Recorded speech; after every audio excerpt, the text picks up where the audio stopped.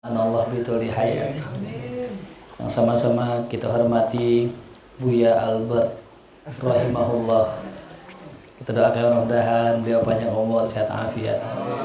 Dan juga kalian ya ketika semua yang hadir pada malam hari ini, Kang Iyar yang barusan membacakan tahlil, ya juga semua daripada para jamaah ya, yang mohon maaf saya belum bisa sebutkan karena namanya belum ditulisin atau mudah-mudahan pertemuan yang kedepannya ya bisa kenal, bisa dekat semuanya, amin ya rabbal alamin ya. Alhamdulillah malam hari ini perdana ya saya hadir ke majelis Raudhah Al-Dzakirin. Mudah-mudahan kedatangan saya bukan yang terakhir kali. Ya, bisa berlanjut, bisa istiqomah ya, walaupun cuman mungkin sebulan sekali, karena memang malam Jumat ini saya ada kajian ba'da maghrib di Cilandak yang kajiannya cuman 2 pekan sekali. Masih ada kosong 1 berarti itu ya, biar bisa mampir kemari insya Allah. Alhamdulillah, sebagaimana nama tempatnya Raudhah Az-Zakirin ya, berarti tempatnya orang-orang yang zikir. Maka nggak pas kalau kita tidak memperdalam ilmu tentang zikir ya. Kalau fikihnya udah ada Ustadz Renal ya, nanti jelasin tentang masalah fikihnya, toharohnya, sholatnya, juga begitupun ilmu akhlak tasawufnya juga udah dijelaskan sama Ustadz Renal. Maka saya akan melengkapi kajian ini dengan membahas kitab tentang Syarah Rotib Al-Haddad ya. Kalau kita pernah baca Rotib Al-Haddad yang dikarang oleh Habib Abdullah Al-Haddad, nah saya akan jelaskan nih bagaimana syarah dan penjelasannya. Cuman mungkin agak panjang muqaddimahnya, ini ada sekitar 10 pertemuan ya. Kalau sekitar 10 pertemuan, 1 bulan sekali ketemunya ya, insya Allah baru mulai bahas rotibnya tahun depan. Karena satu muqaddimah itu ya 1 pertemuan ya. Bismillahirrahmanirrahim, ini perlu dicatat, ditulis kalau nggak diingat-ingat. Qala sayyiduna sahibur ratib, berkata Tuan kami pengarang Rotib Al-Haddad fi kitabihi, di dalam kitabnya, yakni kitab beliau, wa'lamu ma'asyiral ikhwan, kata Imam Haddad, ketahuilah oleh kalian sekalian saudaraku, ja'alanallahu wa iyyakum minadz-dzakirina lahu katsira, semoga Allah menjadikan kami dan kalian termasuk orang-orang yang banyak mengingat Allah. Wa minal ladzina la tulhihim amwaluhum wala auladuhum an dzikrih, dan semoga Allah menjadikan kami dan kalian termasuk orang-orang yang tidak dilalaikan dengan harta dan juga anak-anak dari mengingat Allah ya. Ini dalam Al-Qur'an tuh ada itu ya hadirin. Pernah dikisahkan ada seorang mukasyif, orang yang bisa ngelihat makhluk-makhluk halus hadirin. Wali dah ya, sekelas wali. Ini orang sekelas wali ini suatu hari ketemu di tengah jalan ada seorang jin hadirin. Ya, ada seorang jin. Ini jin ya ditanya ame orang tersebut, ya fulan, ya kenapa ente di sini? Ya, ente nggak pergi tuh ke pasar tuh godain orang di pasar. Kata jin tersebut ya, zahaban nas wa baqiyanas nas. Kata jin yang tadi tuh, orang-orang udah nggak ada sekarang. Yang namanya orang, manusia udah nggak ada. Wa baqiyanas nas, yang ada cuma monyet tadi. Ya. Ini kata jin nih, zaman itu ya, zaman dulu banget. Orang udah nggak ada, yang tinggal ada sekarang nas-nas. Itu bahasa Arabnya nas-nas, artinya monyet. Kenapa? Kelakuan orang sekarang udah kayak, tahu monyet gimana Bu? Kalau kita keraguan kita lempar kacang, dipegang nggak? Dipegang, ditangkap sama dia. Pakai tangan apa? Kanan. Kita lempar lagi, ditangkap nggak? Ditangkap pakai tangan kiri. Kita lempar lagi, ditangkap pakai kaki. Akhirnya megang semua tuh. Itu namanya apa? Monyet. Ya. Ciri khasnya monyet apa tuh? Rakus. Ya. Makanya nih kembali lagi tadi cerita ya. Artinya ada ya Jin yang mengatakan zahaban nas wa baqiyan nas. Lalu kemudian itu orang soleh yang tadi bisa ngelihat jin nanya sama tuh jin, wahai jin, di manakah menurut anda orang yang paling baik sekarang? Ini kata jinnya bu, nggak nunjuk ke masjid, nggak nunjuk ke majelis taklim, tapi itu jin nunjuk ke pasar. Aneh ya. Kalau kata kita kan orang yang paling soleh, orang yang paling baik adalah orang yang di masjid. Kalau kata kita orang yang paling bagus, orang yang di majelis taklim, tapi ini jin nunjuk ke pasar. Buat yang main di pasar nih, ketika diajak tuh, ya, itu jin berwujud manusia, berubah jadi manusia, diajak tuh orang soleh ke pasar, ditunjuk mana orang yang paling soleh di sini, tuh, yang lagi jaga toko, yang lagi jaga toko, yang namanya Albert tuh.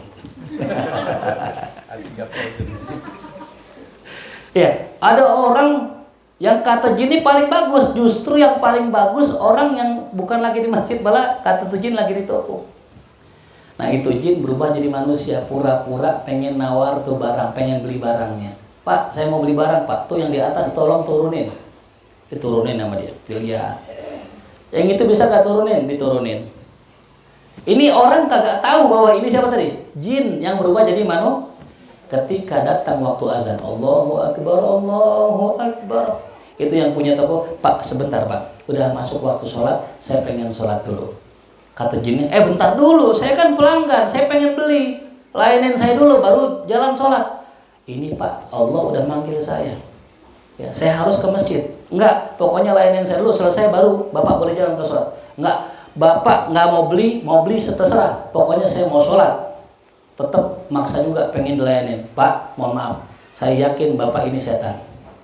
Saya yakin Bapak ini setan. Kaget ini jin. Lah, kok Anda tahu saya ini setan? Dari mana kau tahu? Karena tidak ada orang yang menghalangi orang sholat kecuali setan.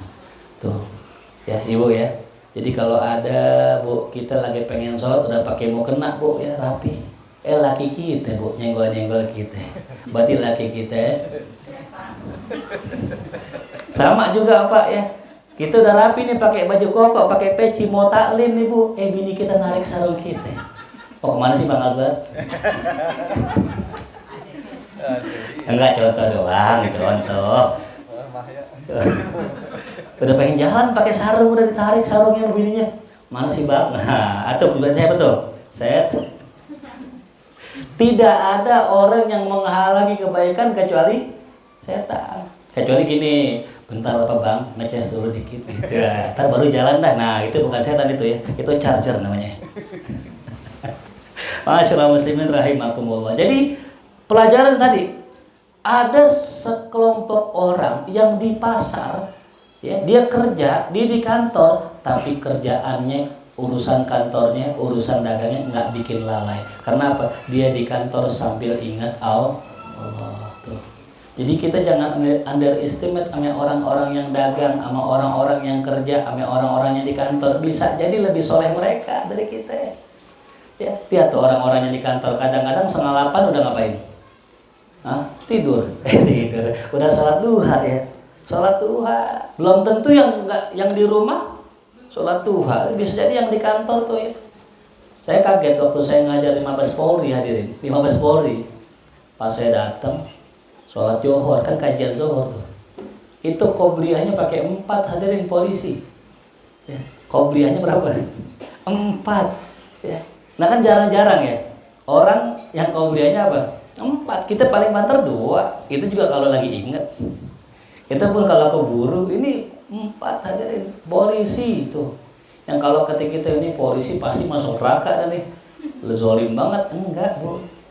Ada juga di antara polisi orang-orang yang soleh, ya. Makanya tetap oknum, tetaplah oknum.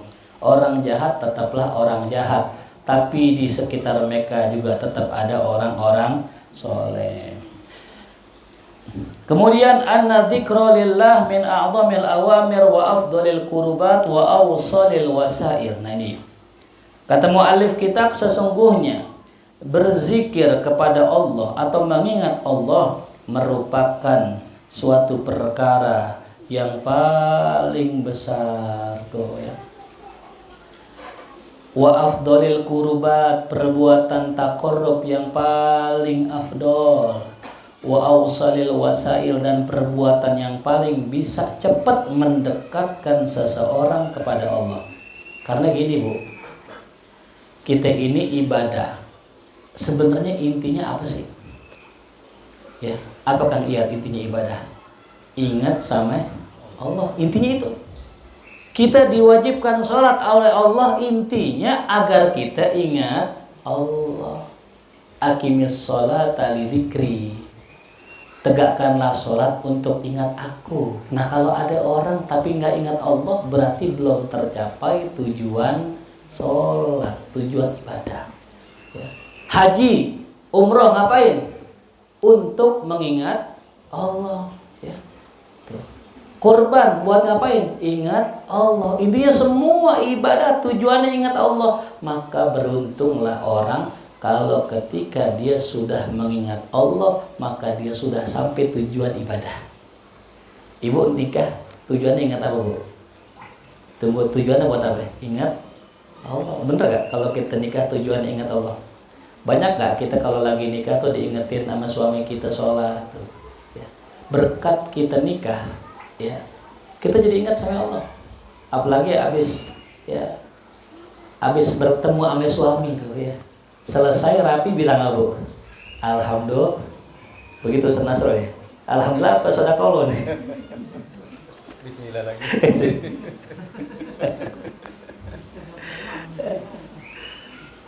Jadi intinya ibadah adalah mengingat Allah. Ya. Qala ta'ala ya ayyuhalladzina amanu dzkurullaha dzikran katsira. Wahai orang yang beriman, banyak-banyaklah mengingat Allah. Wasabbihuhu bukratan wa asila, dan bertasbihlah kepada Allah pagi dan petang. Ya. Qala ta'ala alladzina amanu wa tatma'innu qulubuhum bidzikrillah ala bidzikrillah tatma'innul qulub. Tuh ya. Jadi kalau orang-orang ya soleh zaman dulu yang dicari mah hidup tenang Bu. Ya, hidup tenang ya. Bagaimana caranya biar hidup tenang? Yang pertama, cukupkan dulu urusan dunia kita ya. Kalau urusan dunia sudah cukup, maka insya Allah hati tenang. Nah baru kita bisa tenang mencari akhirat. Itu yang diajarkan Imam Al-Ghazali ya. Siapa orang yang urusan dunianya udah kelar, maka baru bisa dia fokus ngurusin urusan akhirat.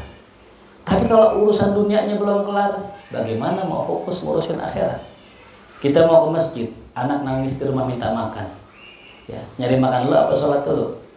Ya, nyari makan dulu. Maka nyari makannya sebelum sholat. Ketika sholat sudah dikumandangkan, udah tenang kita ke masjidnya. Taklim begini nih, Pak, ada maghrib. Ya, urusin rumah dulu apa taklim dulu? Urusin rumah dulu, udah kelar urusan rumah, baru taklim, tenang hati kita. Ya, jadi konsepnya begitu.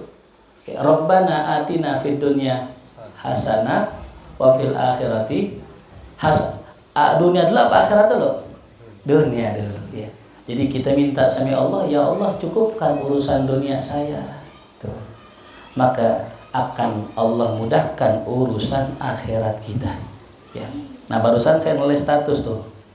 Abdullah bin Umar suatu hari ditanya, Bu, tentang bala yang paling berat, anjahdil bala. Kira-kira bala yang paling berat apa? Kata beliau nih, faqala kasratul iyal wa qillatul mal. Ujian yang paling berat adalah ketika kita banyak punya anak, tanggungan, tapi duit kita sedikit. Itu berat itu. Anak 5, besok masuk sekolah semua. Iya. Duit kagak, cuman 5 juta cukup gak? Kagak. Itu Ibu, jahdil bala termasuk bala yang paling berat. Ya.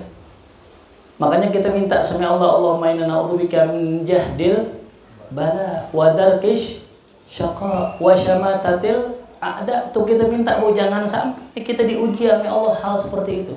Ya. Makanya termasuk tadi saya bilang tadi ya, kelarin urusan dunia kita itu ya.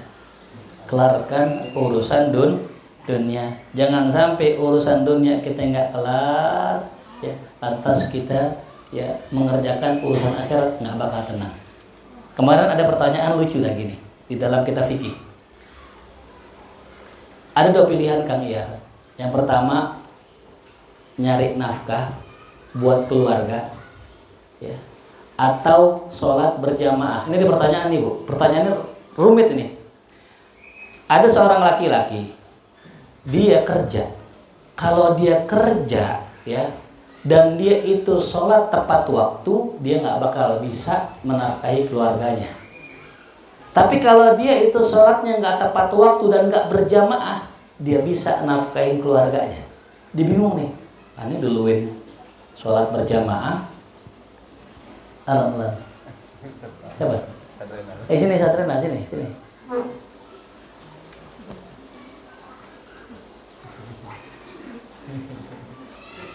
Alhamdulillah sehat. Duduk ini.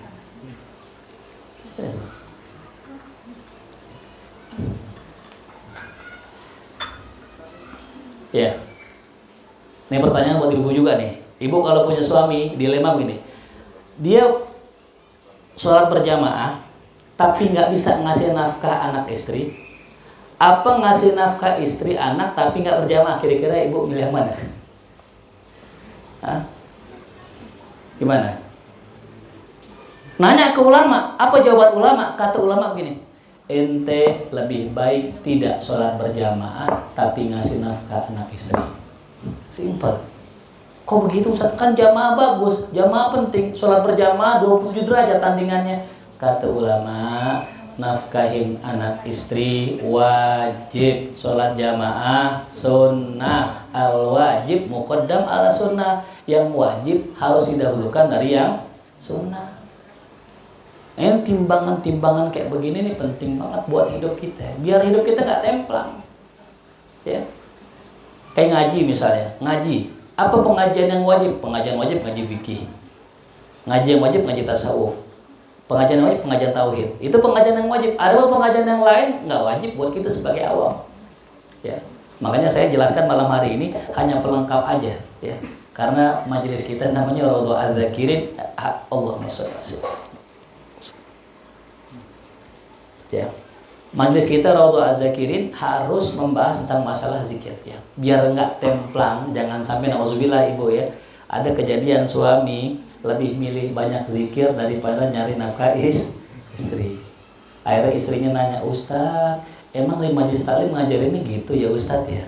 Kita kudu banyakin zikir daripada nyari nafkah anak istri. Saya bilang, pengajian yang mana itu yang ngajarin begitu? Nggak ada. Tapi Ustadz suami saya tiap malam zikiran, tawasulan, manakiban. Anak istrinya besok nggak dikasih nafkah. Salah apa benar? Salah. Makanya ngajinya di Raudhah Az-Zakirin. Dibimbing oleh Ustadz Rena. Tuh, promosi dah tuh. Ajak lakinya ngaji Bu, biar lempeng. Ibarat suami istri itu kata guru saya kayak sayap. Burung terbang, kalau sayap kanan doang terbang nggak? Miring, dia swing, tau swing Bu. Layangan godek tuh. Jadi suami itu sayap kanan, istri sayap kiri. Kalau suami istrinya saling mendekat kepada Allah, itu kayak burung yang makin sayang, makin lama makin tinggi. Tapi kalau kita doang Bu yang ngaji, si istrinya doang yang ngaji, atau suami doang yang ngaji, itu ibarat burung ya, yang hanya mengepakkan sebelah sayapnya. Ya.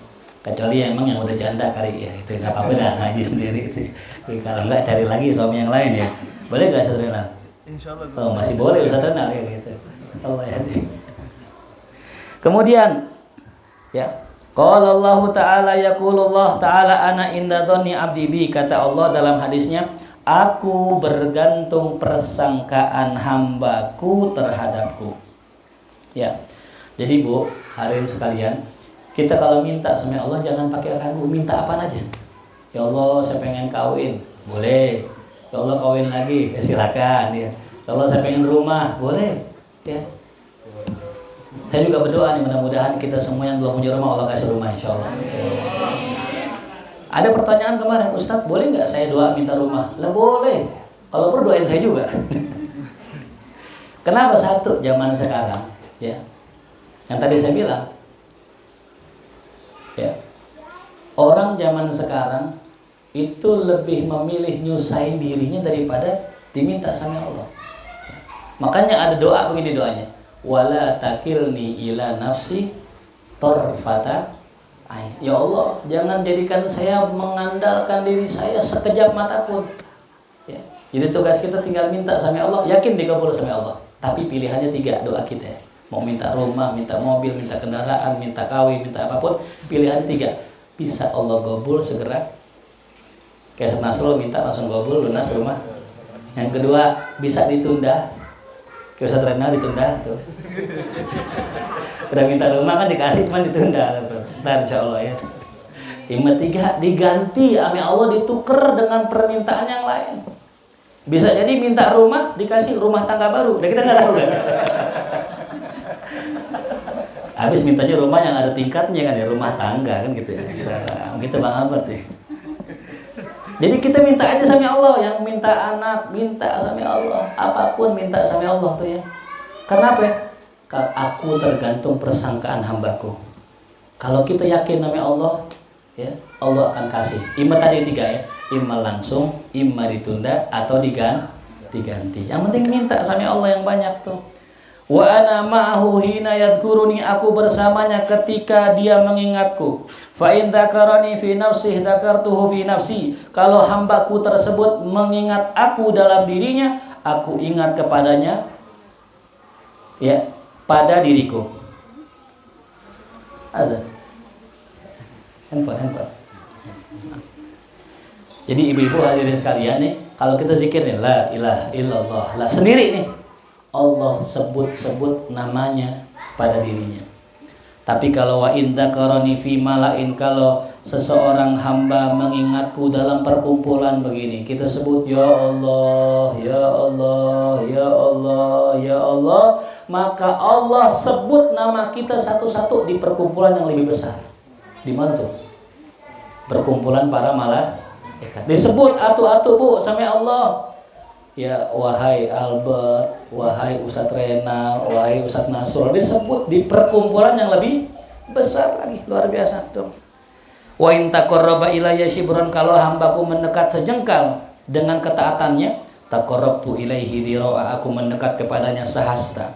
Wa in taqarraba ilayya dira'a taqarrabtu ilaihi ba'an, kalau hambaku mendekat 1 hasta, aku mendekatnya ya 1 depak. Tuh ya. Wa in atani yamshi ataituhu harwalah, kalau seandainya hambaku mendekat dalam kondisi berjalan, aku berlari mendekat kepada hambaku tersebut. Ya. Wa qala alaihi salam ala unabbiukum bi khairi a'malikum, maukah aku kasih tahu kalian apa amalan yang paling baik, wa azkaha, yang paling bersih, inda malikikum, di sisi Tuhan kalian, wa arfa'iha, dan paling tinggi derajatnya, wa khairin lakum, dan lebih baik bagi kalian daripada menginfakkan emas dan perak, wa min antal qaw aduwakum, dan juga lebih baik daripada engkau menjumpai musuh kalian, mereka memukul leher kalian, kalian memukul leher mereka. Qalu bala ya Rasulullah, mau ya Rasulullah, apa amal itu? Qala dzikrullah, amal yang paling baik dari semua itu adalah mengingat Allah. Tuh ya. Nanti insya Allah nanti Ustadz Renal akan bimbing kita tuh. Ya, zikir 1000 belum pernah sini, belum pernah itu ya, zikir 1000 itu baca ya la ilaha illallah, la ilaha illallah. Kita sempatkan dalam 1 bulan sekali baca zikir ya bersama-sama tuh ya. Kemudian dalam hadis yang lain, ma'amila ibnu Adam amalan, tidaklah seorang tidak ada satu amalan anak Adam pun anjalahu mina azabillah, yang lebih menyelamatkannya dari azab Allah daripada zikir kepada Allah. Ya. Makanya zikir ini jangan diremehkan hadirin ya. Ada dalam satu kitab dikisahkan ada seorang hamba banyak maksiat. Saking banyaknya maksiat, ketika dihisab sama Allah, tidak ada satu amalan pun di kotak amalnya illa wahid, kecuali cuma 1 kotak doang. Sedangkan dosanya menumpuk. Bahkan dalam riwayat disebutkan sepanjang mata memandang itu semua kesalahannya. Begitu besar kesalahannya. Amalnya cuma 1. Tapi ketika ditimbang sama Allah, ternyata subhanallah, amalan kebaikan yang hanya 1 tadi mengungguli amalan yang maksud yang begitu banyak. Ketika dibuka, apa sih amalannya? Ternyata amalannya cuma apa? Si hamba ini pernah sekali mengucapkan la ilaha illallah dengan hati yang ikhlas. Ya. Cuman sekali bilang la ilaha illallah dengan hati yang ikhlas. Emang nih jangan salah ya Bu hadirin. Yang namanya kalimat la ilaha illallah adalah lafaz Allah di situ. La ilaha illallah. Dan dari semua nama-nama Allah, cuman lafaz jalalah yang paling ikhlas kalau kita sebutin. Kenapa? Kalau kita bilang ya Rozak, di otak kita ada makna rezeki. Ya Rozak, wahai yang memberi rezeki, kasih rezeki. Masih belum murni keikhlasannya. Yang kedua, ya Fatah, wahai yang membuka, masih minta futuh kita, belum murni nyebut nama Allah, masih ada kepentingan kita. Ya, lagi ya kawin tuh, ya. Biar kawinin tuh, masih belum murni, belum ikhlas. Apa nama Allah yang paling ikhlas kalau kita sebut? Cuman ya Allah. Itu nggak ada benak-benak dunia yang nempel, nggak ada. Makanya pada kalimat la ilaha illallah itu kalimat yang sangat murni, yang sangat ikhlas. Kalau orang ucapkan, orang ucapin, insya Allah itu amal akan diterima sama Allah. Tuh. Ya. Jadi kalau kata ulama gitu, kalau kita pengen minta rezeki banyak-banyak baca ya Razzaq. Ya. Pengen dideketin Allah ya Karim, pengen disayang Allah ya Rahim, ya Rahman. Tapi kalau kita udah tulus sama Allah dah, nggak minta apa-apa ya Allah dah, ya Allah. Dah. Ya. Itu namanya lafzul jalalah. Ya. Makanya para aulia amalannya ada Allah. Habis dia mau minta apa malu nih Allah. Minta kaya malu, minta miskin gak kuat, gitu ya. Jangan coba-coba minta miskin hadir. Allah kabul biasanya itu. Coba-coba minta miskin ya. Kalau minta kaya lama, takut gak kuat ente. Nah, kalau minta miskin kata Allah lah gampang banget itu. Cobain dah Bu. Minta nih rezeki yang banyak, mobil Fortuner, lama. Proses dulu. Tapi kalau minta miskin, langsung konten. Ya Allah, saya bosan jadi orang kaya. Tahu-tahu besok motor hilang, mobil kejual, ada aja gampang. Karena kata Allah gini Bu, kalau jadi kaya, jadi orang yang banyak harta, belum tentu orang sanggup. Karena orang yang kaya itu banyakkan lupa sama Allah. Maka kita doain nih Ustaz Asrul nih, insya Allah ya, semakin kaya makin ingat sama Allah. Ya. Karena jarang-jarang orang yang punya duit bikin pengajian, kebanyakan bikin karaokean. Iya lagi katanya. Iya, bener gak? Nyewa pila buat apa? Buat karaokean. Kalau beliau enggak, buat ngundang tuh anak-anak hadroha, gitu ya, maulidan, tahlilan. Jadi kalau jadi orang yang banyak harta, susah syukurnya. Tapi kalau jadi orang susah udah pasti sabar. Kalau saya disuruh dah, pasti sabar udah. Gitu ya. Kalau nggak mau udah. Makanya kata ulama apa? Syukur tuh pilihan. Sabar tuh paksaan. Ya. Jadi kalau kita mau jadi orang kaya, rajin-rajinlah bersyukur. La in syakartum. Ini kata guru saya ajib nih ya. Syukur itu bukan kita ngucapin alhamdulillah doang, bukan. Kan kata Ustadz kudu banyak bersyukur ya. Saya udah bersyukur terus Ustadz, tiap hari saya alhamdulillah punya mobil, alhamdulillah. Bukan itu syukur. Syukur 3 syaratnya. Apa itu? Fi'lun bil arkan. Dia harus dikerjakan dengan anggota tubuh. Qaulun bil lisan, ngucapin dengan mulut. Alhamdulillah. Yang ketiga, ya, i'tirafun bil jinan, mengakui dengan hati. Itu baru syukur. Kalau syukur sekedar mengucapkan alhamdulillah baru 1 rukun, masih 2 lagi. Apa itu tadi? Ngaku dengan hati dan mengerjakan dengan perbuatan. Ya. Makin tambah rezeki kita, makin tambah sedekahnya. Makin tambah rezeki kita, makin tambah sholatnya. Itu namanya syukur dengan badan. Tinggal satu lagi, syukur dengan jinan, mengakui bahwa nikmat itu murni pemberian Allah, bukan serta-merta karena kehebatan kita. Maka kemarin saya pernah tuh ya nulis mengcopy dari netizen di Facebook, kaya miskin yaitu kebetulan. Kalau bahasa netizennya, alias sudah tertulis di Lauhil Mahfuz. Ya. Tapi segalanya ada sunnatullah. Orang kalau rajin sunnatullahnya akan sukses. Orang kalau males sunatullahnya tidak sukses. Tapi ada orang tidak rajin, sukses, kaya, punya harta. Siapa itu? Anaknya orang kaya. Tinggal terusin usaha bapak. Iya, walaupun dia nggak rajin di sekolah malas-malasan, tetap jadi orang kaya juga. Kenapa? Karena garis keturunan tuh ya. Makanya Bang Albert juga masya Allah dia orang top, punya keturunan orang top. Cuman keturunan ke-9 nggak usah ya. Jadi nggak dapet tuh. Atau orang keturunan ke-6 Bang Albert masih dapet tuh ya. Tapi Bang Albert luar biasa, orangnya semangat. Ya ingat ya, kalau kita mau nyari suami jangan nyari yang kaya. Orang kaya bisa miskin. Tapi carilah suami orang yang rajin. Rajin bisa kaya. Subhanallah tuh. Kenapa? Karena kalau orang rajin biar kali nggak punya duit, dia rajin. Ya, lama-lama apa? Punya duit dengan sendirinya. Makanya Bill Gates ketika ngawinin anaknya, hadirin, ditanya, ya, kamu orang kaya orang miskin? Dibilang saya orang kaya. Apa buktinya kamu kaya? Saya punya ini nih, enggak, ente orang miskin. Ya. Kata Bill Gates, orang kaya itu bukan orang yang punya banyak harta, tapi orang yang rajin. Orang yang punya kesungguhan. Kalau orang yang punya banyak harta, Agus, tahu Agus? Anak gusuran. Itu kaya, cuman lama-lama duitnya habis. 1 miliar kita habisin berapa bulan? Potika berapa bulan? 1 miliar. Nah, bentar, nggak berasa lah. 1 miliar beliin Porsche habis gak? Ya, habis sehari nggak nyampe. Tapi kalau kita punya suami rajin, insya Allah tuh. Ya. Maka jangan cari suami kaya, tapi cari suami rajin. Cuman sayang ya, rajin-rajin juga belum tentu ada duit. Ada rajin banget tiap hari dari pagi ngojek, siang ngojek, sore ngojek, kayak juga ya. Emang betul ya, kaya tergantung Allah.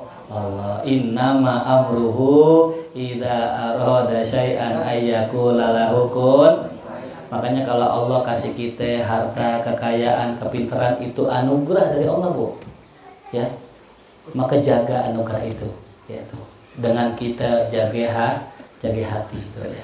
Wallahu a'lam. Mungkin kita sebelum tutup ada yang mau bertanya kali ya mungkin. Satrena ketawa aja saya nggak khusyuk. Baik, yang mau bertanya dipersilakan.